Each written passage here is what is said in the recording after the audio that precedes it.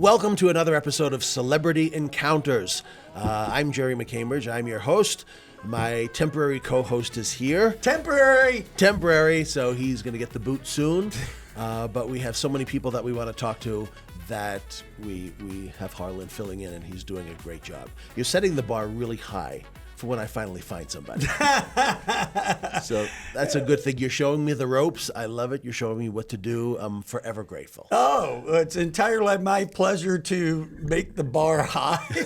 If the bar is high, we're in deep shit. Now, you're not talking about the pole vaulting bar. You're talking about the beer and whiskey bar, right? That's right. Okay. Which is always at his house because that bar is open. Every Tuesday. We have a guest with us who's been a regular with us here, AJ Boulay, B-U-L-A-N-T-I, the Italiano. He was a stand-up comedian for years, since 1984. He's done over 10,000 stand-up shows or bits, or what would you call them? Like if you're opening, or like it's not your full show. What do you call Performance. it? Performances. Okay, he's done over 10,000 performances, so he knows what he's doing. He does commercial. He's a screen actor.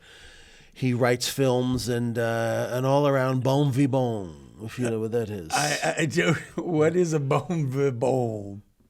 I don't know. I don't know. I just know it sounded classy. But he'll have a hat and a copyright on it soon. Bon vivant. Bon vivant. There you go. And we can spend the next month doing podcast with this gentleman because he is open for so many people and met so many people over the years. And this is the version of Celebrity Encounters where a celebrity tells us about meeting another celebrity, which is good because everybody thinks we're in like a school, like a private camp, like you're a celebrity, I'm a celebrity, hey, how are you? But I know for me, I've been doing this over 30 years, I still get starstruck when I perform for people that I've looked up to over the years or that have entertained me, and now I'm like, they're in my audience. I'm entertaining them. So celebrities can get really good stories and starstruck over other celebrities. And this is our political version of the podcast because today you're going to tell us about who? George H.W. Bush and his lovely wife, Barbara Bush. Wait, you had an encounter with both Bushes? Yeah, two Bushes. So it's a PG show. I am doing everything in my power not to say George something. H.W. Bite Bush. your tongue. They call him Daddy Bush. And what do Daddy they call Bush her? Barbara. Mama's Bush? You set me up for that. If you're going to tee him up, I'm going to hit him out of the park. Oh, my God. Daddy Bush. All right. Yeah. You know, they have a really thin son. They call him Landing Strip, but, we're not going to discuss him. So here's a little fact for those of you folks at home who never heard of the Bushes. Okay, we just got to stop. They were married for 73 years. Can you imagine that? That's like so long. He was the only person she ever intimately kissed. Obviously, she kissed her kids and stuff like that. But the only man that she ever intimately kissed, their kids hated that when they would bring it up. But I find it very endearing myself. Yeah, that's sweet. Yes. Especially in this day of age, divorce is like 50, 60% these days. Or in your case. I'm 0 for 2. Look, I got married twice. I got divorced twice. I have 25% of my shit left. I ain't doing that again. That's it. There's a Jewish joke. You can do the math on that one. But did you know that George Bush, speaking of George and Barbara, he shared a bathroom with prostitutes? Wait, what? Yes. Did you know that? No, I didn't know that. Oh, come on, Boulay. You should know more than art. She didn't mention it. Yes, I have here in my notes, and it could be wrong, that when they moved to Odessa, Texas, George was in the oil business. And they had a little tiny apartment. It was so small, they shared a bathroom with the neighboring prostitutes. So if he was in the oil business and we're not going to go there either. Why don't you tell us about your encounter? Because there's too many jokes. My head is exploding. This story comes out of the Rat Pack years when I was doing the Rat Pack show for Dick Feeney. We did 110 cities. Most of the time we were in large, beautiful theaters. And when you got your own dressing room in a theater, you know that you're at the top of the food chain here. So the Rat Pack show, you would come out, you'd be 3 or 4 of you, and you'd come out and sing and tell jokes the way that the Rat Pack did? Absolutely.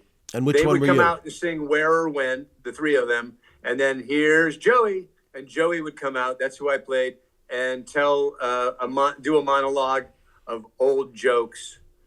And I started by saying, good evening, ladies and gentlemen. Welcome to our show. How are you tonight, everybody? Beautiful. Tonight we have Frank Sinatra, Dean Martin, Sammy Davis Jr., and yours truly, Joey Bishop. Nothing. Look at this. That kind of stuff. You had the Beatle. You had the 4 Beatles, and then the big controversy is about the 5th Beatle. Who was that? And was there a 5th Beatle? That's kind of how Joey Bishop was with the Rat Pack. Ah. If you say to the average person who is in the Rat Pack, they'll go Sinatra, Sammy Davis Jr., Dean Martin, and that other guy. Well, the real thing we were replicating in the show was the 3 weeks. For 3 weeks, they were in Las Vegas in 1960 filming location shots for Ocean's 11. Mm-hmm. The original. The original. And while they were doing that for 3 weeks, they performed 2 shows per night in the Copa Room at the Sands Hotel and Casino. Those performances is what this show replicated. Gotcha. So we had references to the time, like a lot of celebrities come and see our show. Last night there was Bing Crosby and Bob Hope and Marilyn Monroe. Wow. And on top of that, JFK. That kind of humor. Wow. Nice little reference there. Yeah. Yeah, so we did On reference top of that. but then we also melded in references from whatever was happening from today. We broke the fourth wall, and it was a very, very cool show. Like I said, we did it all over the country, and after doing it for about 8 years, we were booked into a Gunquit, Maine summer stock theater, their 84th season of summer stock.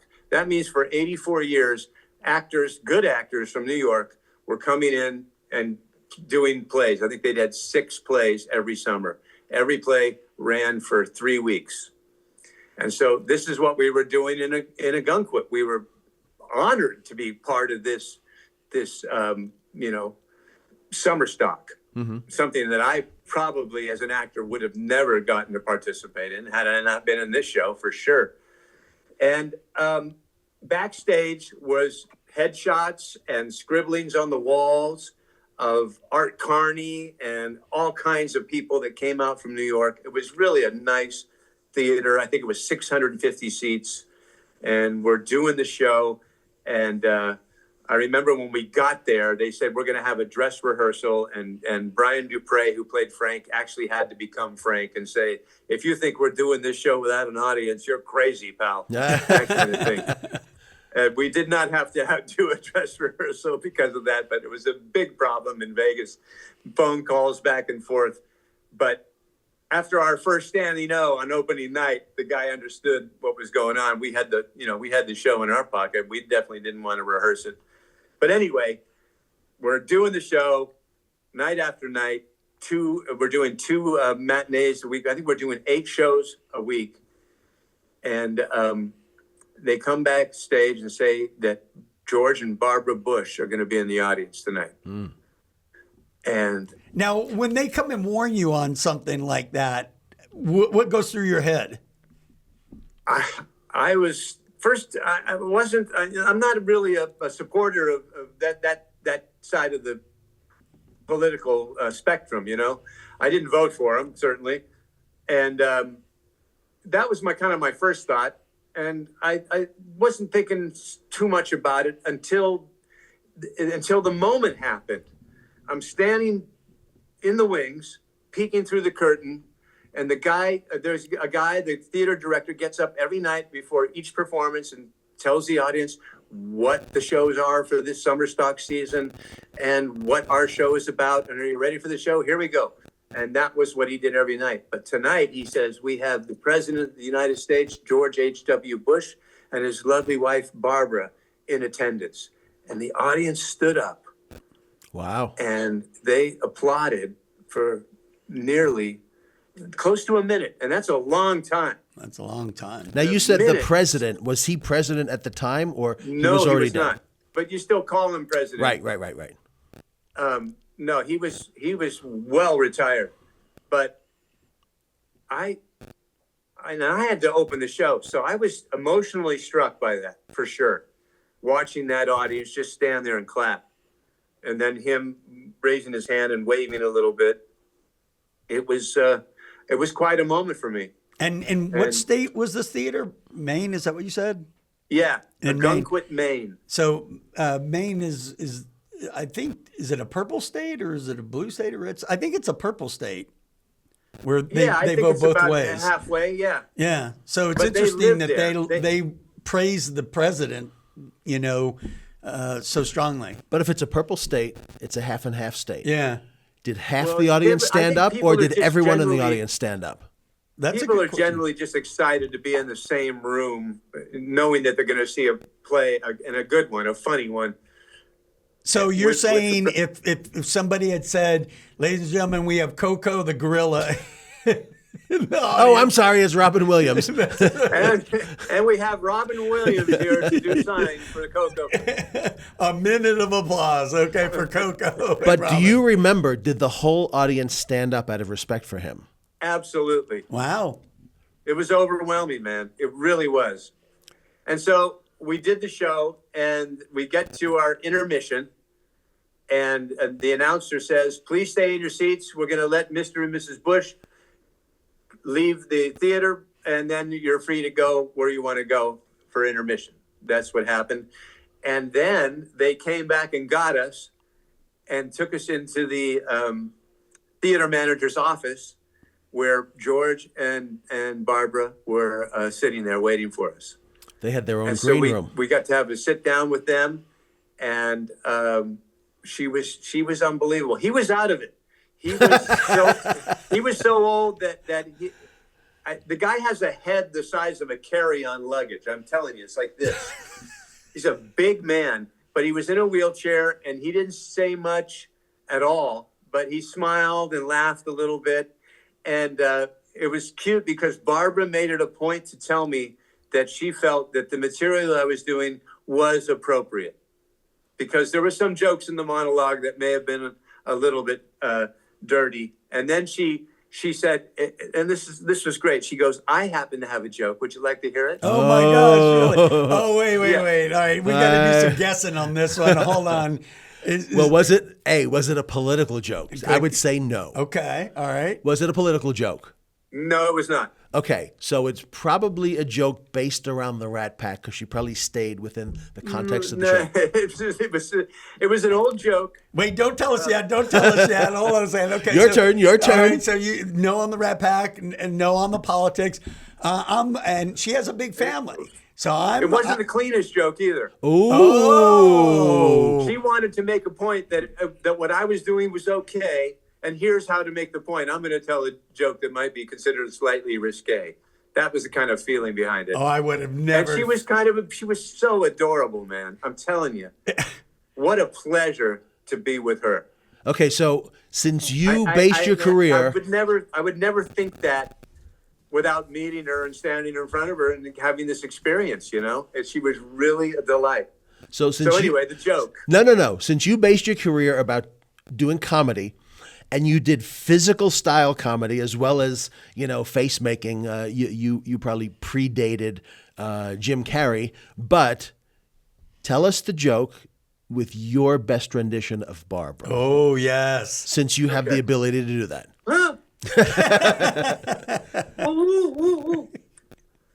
Okay. A woman comes into her bedroom, and the husband has his suitcase open, and he's loading all of his clothes in the suitcase. And she says, "Where the hell do you think you're going?" He says, "I'm going to Turkey. I understand that if a man has sex with a woman in Turkey, she pays him $300. So she gets her suitcase out and she starts throwing her clothes in it. And he says, "Where do you think you're going?" And she says, "I'm going with you. I want to see how you're going to live on $600 a year." Ooh. Did you guys laugh because you thought it was funny or because you were giving her polite laughter? No, I laughed because it was funny. Anytime you see an old lady like that tell a joke, it's going to be funny. So did you follow it up with a big-headed joke? And, did you follow it up with a big-headed husband joke? Yeah, and now here's the kicker. At the end, that's a no. We didn't get to say goodbye to him or anything, but there was, over the 3 weeks we were there, people were inviting us, giving us their business cards, saying, come and have lobster at my restaurant. Come and have lobster at my restaurant. So I said, let's go have lobster with this guy's restaurant. And it was in Kennebunkport, which was an easy drive. And Richard, the band director, says, why don't we stop in on the Bushes? Because we drove right by their estate, with the gate and everything. Uh-huh. Right. And I said, I don't think that would be the right idea, man. But so we didn't do it. Oh, boo! Yeah. Oh my God! He probably thought to himself, "I don't want to hear any more of those jokes. Let's not go there. They're making me look bad." I didn't know. I'm just trying to vision because how long ago was this, give or take?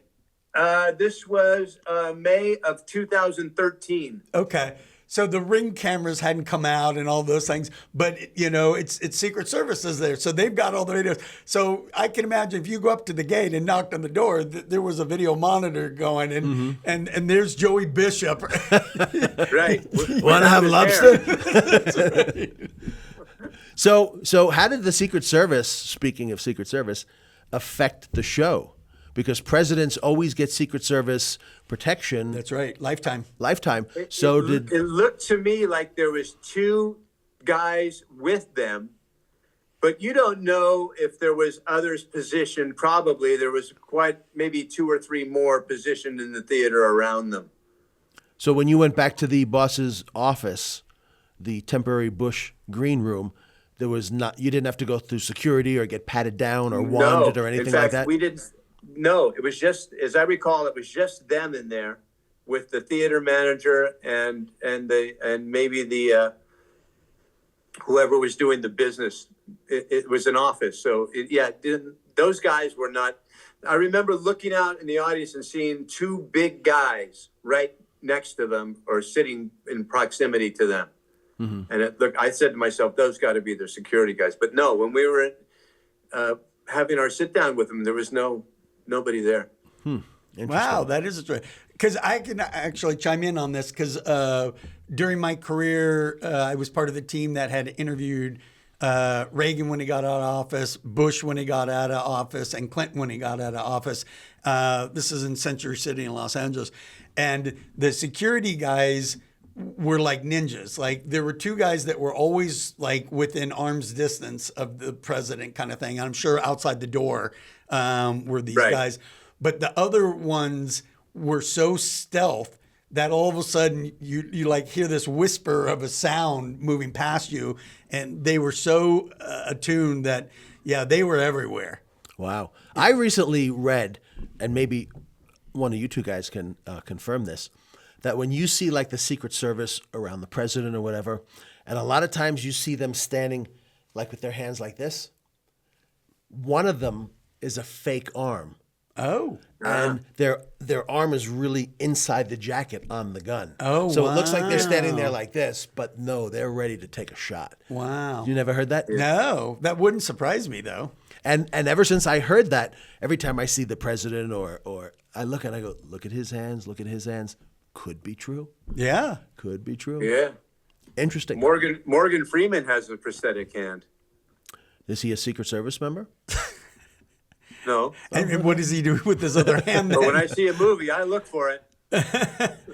Well, remember Benny Hill? Sure. Benny Hill used to have his arm in a sling, but it wasn't really his arm. And he'd walk up and stand next to a girl at the bus stop, and he'd like reach down and pat her butt or whatever he was doing back there, and she'd look over like, oh, it's not him, and then she'd smack the little guy next to him. Yeah, smack the little bald guy. Yes, on the top of the head. Oh, that's right.